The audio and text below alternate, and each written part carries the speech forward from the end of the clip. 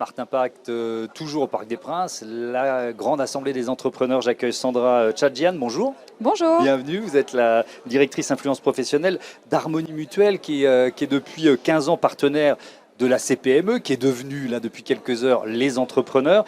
Déjà une première question assez générale, il consiste en quoi ce partenariat? Racontez-nous. Alors, ce partenariat, en effet, il a plus de 15 ans maintenant. C'est le fait d'accompagner, Feu la CPME, désormais les entrepreneurs, sur l'ensemble du territoire pour faire prendre conscience aux dirigeants de l'importance de prendre soin d'eux-mêmes et de leurs collaborateurs sur des aspects de santé, de prévention. Donc vraiment, c'est d'être en proximité avec l'ensemble des adhérents des unions territoriales. Une journée comme celle-là, la grande assemblée des entrepreneurs, qu'est-ce que ça représente pour vous?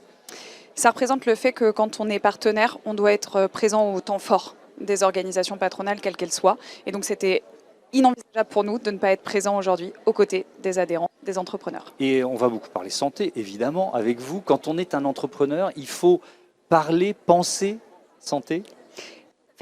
On est en capacité de se dire désormais, ça a pris du temps, mais c'est évident désormais, de se dire que la santé du dirigeant, à la fois sa santé physique, mais également sa santé mentale, c'est son bien le plus précieux pour faire fonctionner correctement son entreprise, pour la rendre performante et évidemment aussi pérenne. Est-ce que c'est nouveau, cette prise de conscience? Est-ce que ce n'était pas un peu un sujet, j'allais dire tabou, en tout cas on le mettait derrière, quoi? Si, en effet. Ça fait qu'une petite dizaine d'années maintenant que des études, donc on en a mené, nous évidemment également, avec des instituts de sondage, que ce sujet de la santé mentale, tout particulièrement des dirigeants, émerge. On est en capacité aussi de se dire que finalement il y a quand même 2 dirigeants sur 3 qui nous indiquent ne pas vouloir se rendre chez un professionnel de santé pour parler de santé mentale, alors qu'on sait à quel point c'est précieux pour le devenir de leur entreprise. On va continuer de parler de santé mentale, mais sur le plan général, dans ces sondages, on a souvent des entrepreneurs, vous allez peut-être me reprendre, mais qui pensent qu'ils sont en bonne santé, en tout cas c'est ce qu'ils déclarent, alors qu'ils ne le sont pas vraiment. Tout à fait. Il y a une sorte de déni, quoi. En 2024, vous avez entièrement raison, en 2024, on a réalisé une étude avec l'Institut Willa qui a mis en exergue un chiffre clé, c'est vraiment important d'en avoir conscience, plus de 72% des dirigeants d'entreprises qui nous ont répondu ont considéré que leur santé était en mauvaise posture, à la fois physique et mentale. Pour autant, tout le monde ne passe pas à l'action d'en prendre soin. Donc il y avait quand même une prise de conscience. La prévention, elle est au cœur de votre démarche, avec notamment cette démarche éco-santé. De quoi s'agit-il ? Ça, c'est notre singularité, c'est notre ADN chez Harmonie Mutuelle. Donc on est un assureur, santé, prévoyance, épargne. On est aussi un acteur de prévention. Et dans ce cadre d'acteur de prévention, il y a 1 an et demi, on a lancé ce mouvement de l'éco-santé. L'idée est plutôt simple finalement, c'est de faire en sorte que les postures évoluent. On passe d'une posture de patient à une posture d'acteur de sa santé, la sienne, mais aussi des collectifs dans lesquels on agit. Et en l'occurrence, pour le dirigeant, celle de ses salariés au sein de son entreprise. Le mouvement, il se décline en 3 phases. D'une part, c'est prendre conscience qu'il faut agir plus tôt, donc mettre en place certaines actions, par exemple de dépistage, qui permettent d'éviter des maladies. C'est aussi agir plus vite, donc ça c'est de faire en sorte que la décision médicale que l'on prend pour soi ou parfois pour ses proches, elle soit plus rapide également. Et enfin, c'est agir autrement, c'est-à-dire mettre en place des actions qui vont permettre à la consommation de soins d'être plus durable, plus éco-responsable. Cette démarche, elle s'adresse à quel public, si on rentre un peu dans le détail ? Alors, cette démarche, elle va s'appliquer évidemment à nos clients. On est aux côtés de plus de 180 000 entreprises, donc évidemment, c'est une préoccupation qu'on veut leur partager. Elle va s'appliquer aussi à leurs collaborateurs. On est assureur de plus de 5 millions de personnes, donc ce n'est pas seulement que dans le cadre collectif de l'entreprise que ça s'applique. Et puis évidemment, c'est à tous les Français. Vraiment notre conviction, notre ambition, c'est que l'intégralité des Français doit prendre conscience qu'il faut faire parfois de petites choses pour améliorer sa santé. Oui, ce qu'on peut dire, c'est qu'un euro dépensé en prévention, c'est un euro qui rapporte, quoi. C'est même beaucoup plus qu'un euro qui rapporte. Tout à fait. La santé n'est pas un coût en tant que tel, ça peut vraiment devenir un investissement à long terme. Avec donc cette thématique de la santé mentale sur laquelle vous travaillez depuis longtemps chez Harmonie Mutuelle, elle est intégrée à cette démarche éco-santé ? Oui, tout à fait. Ce qu'on fait, c'est que notre mouvement éco-santé, on ne veut pas le porter que pour nous-mêmes. Donc vraiment, ça va au-delà de nos clients. Et dans tous nos aspects de prévention, on va évidemment avoir des offres commerciales qui vont intégrer de la prévention au sein de l'entreprise. Donc on va aider le dirigeant à prendre soin de lui-même et de ses collaborateurs.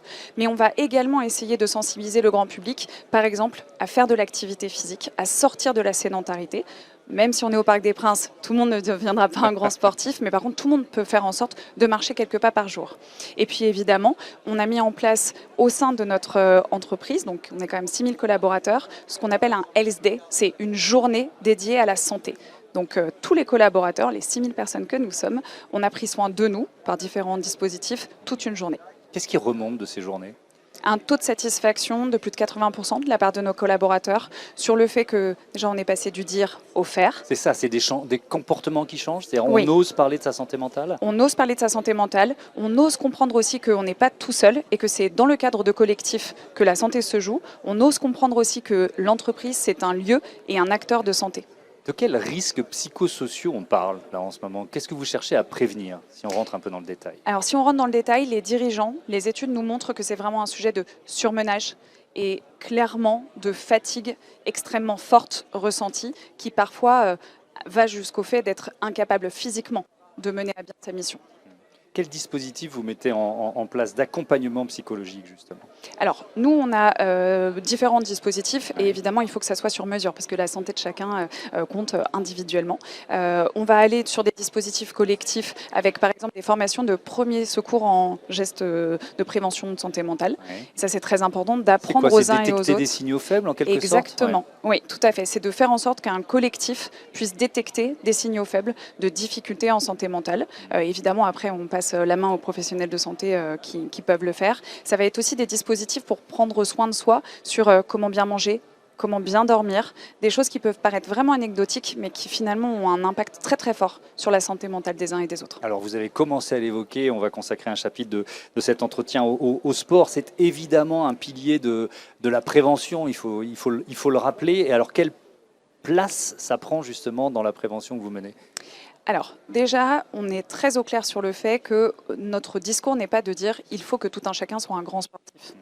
Par contre, que tout un chacun, du plus jeune âge jusqu'au plus vieux, puisse prendre soin de soi et être dans une posture d'activité physique au quotidien. Ça, c'est très Oui, important. marcher une demi-heure Eh oui. par jour, c'est pas forcément faire du sport, mais ça fait beaucoup de bien, Tout quoi. à fait. Et pour des métiers où il y a une forte sédentarité, c'est très important de pouvoir le faire.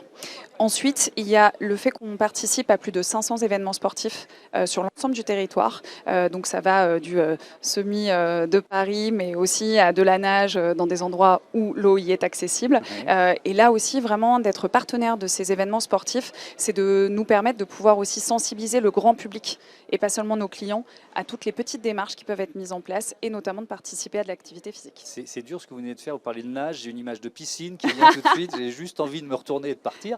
Mais bon, on va continuer Je comprends, cet je suis entretien qui est quand même passionnant. Donc vous nous parlez des événements sportifs que vous menez. Après, il y a le fait de rendre le sport accessible au plus grand nombre. Là aussi, Bien sûr. il y a des dispositifs, des actions menées par Harmonie Mutuelle. Oui, on aide des entreprises qui sont franchement volontaires à faire en sorte que le sport intègre des dispositifs d'entreprise. Donc ça va d'aider à la mise en place d'une salle de sport, très concrètement, même si on a toujours cette image d'Épinal de oui, il y a forcément que les très grandes entreprises qui en disposent. Eh bien, pas tant, parce qu'on peut trouver des dispositifs de mutualisation inter-entreprises. On va aussi aller chercher des dispositifs avec des coachs sportifs qui peuvent venir de temps en temps pour aider, par exemple, à de la posture, à prendre conscience de ce qu'il faut faire pour prendre soin de ses lombaires, à titre d'exemple notamment. Et puis on va au hasard, pour ceux qui sont assis très longtemps. Oui. Et puis évidemment, il va y avoir aussi des dispositifs plutôt à distance, avec par exemple des challenges en entreprise, où on va motiver les salariés à aller faire une petite randonnée, faire de la nage s'ils peuvent ou autre, et puis remporter comme ça voilà, quelques trophées